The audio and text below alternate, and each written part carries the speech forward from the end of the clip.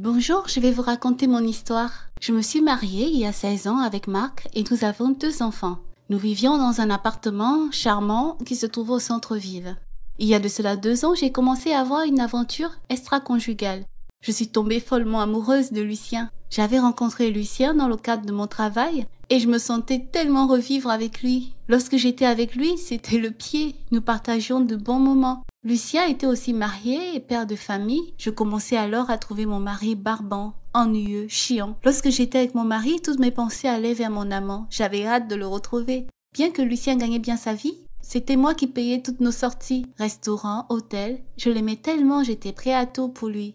Nous avions vécu notre romance pendant 2 ans dans l'anonymat et Lucien n'en pouvait plus de se cacher. Il ne cessait de me dire à quel point il m'aimait, qu'il m'aimait à la folie, qu'il voulait vivre avec moi, qu'il voulait qu'on quitte respectivement nos conjoints. J'étais contre, car mon mari était médecin et j'aimais bien le train de vie que cela me procurait. J'avais un style de vie très élevé et c'était inenvisageable de divorcer. J'aurais rien, je refusais. Mais alors il insistait, si vous saviez. Selon lui, j'étais la femme de sa vie. Il détestait sa femme, il détestait me quitter tous les jours, il détestait me savoir avec mon mari. Et il n'arrêtait pas de me dire « Oh, combien sera formidable notre vie à deux !» J'ai alors commencé à y croire. Nous avions alors tous les deux décidé de quitter nos conjoints respectifs. Nous avions convenu d'une date, c'était le vendredi soir. Nous devions l'annoncer. Après cette annonce, nous devions nous retrouver dans un hôtel et quelques jours plus tard aménager dans un appartement que Lucien avait trouvé pour nous deux. Le vendredi en question, j'ai annoncé la mauvaise nouvelle à mon mari. Il était dévasté. Il ne s'en doutait pas. Ça me fondait le cœur de le voir ainsi. Je partais, je le laissais avec mes enfants. Arrivé à l'hôtel, j'attendis Lucien. Au bout d'une heure, je n'avais pas de nouvelles. J'étais folle d'inquiétude. J'essayais de le joindre par téléphone, rien. Il ne répondait pas.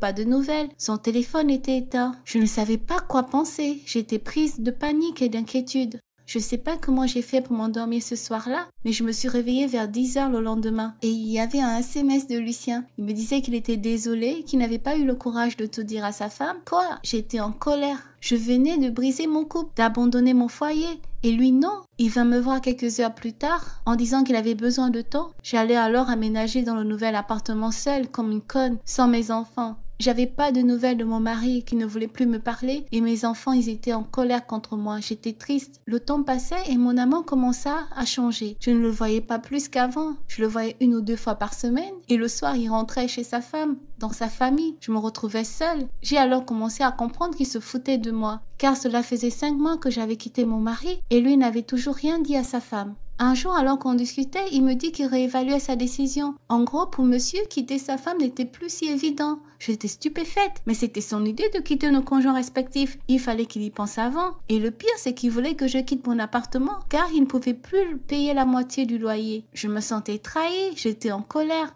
J'ai alors décidé de me venger. J'ai pris son ordinateur et j'ai fait un mail à sa femme où je lui racontais toute notre aventure, notre décision de bâtir notre vie à deux, de quitter nos conjoints respectifs. Je m'attendais à ce que cela cause des dégâts. Je m'en réjouissais d'ailleurs d'avance. Hélas, le lendemain, en ouvrant le mail, la réponse de sa femme, je suis tombée des nues. Elle me disait qu'elle était parfaitement au courant de cette relation, que son mari était un habitué des infidélités et que j'étais assez conne d'avoir cru à toutes les promesses de son mari, qu'à chaque fois il revenait vers elle, demandait pardon et rebelote, cela recommençait. J'étais effondrée, je m'étais fait avoir par un coureur de jupons. J'avais brisé ma vie de rêve pour un mec pareil. Aujourd'hui, j'ai plus rien. Je vis dans un petit studio. J'ai pas les moyens de louer un appartement. Je suis dévastée. Comment je me suis fait avoir? Il n'a jamais eu l'intention de quitter sa femme. Aujourd'hui, mon mari ne me parle plus, sauf par l'intermédiaire d'un avocat. Mes enfants ne veulent même pas me voir en peinture. Bref, ma vie est détruite. Et le pire dans tout cela, c'est que je me rends compte que mon mari n'était pas aussi ennuyeux, si froid que ça. Lui au moins m'aimait. Et moi, j'ai préféré tout détruire pour un amant qui n'avait rien à faire de moi. Voici mon histoire. Merci de vous abonner à notre page. Au revoir.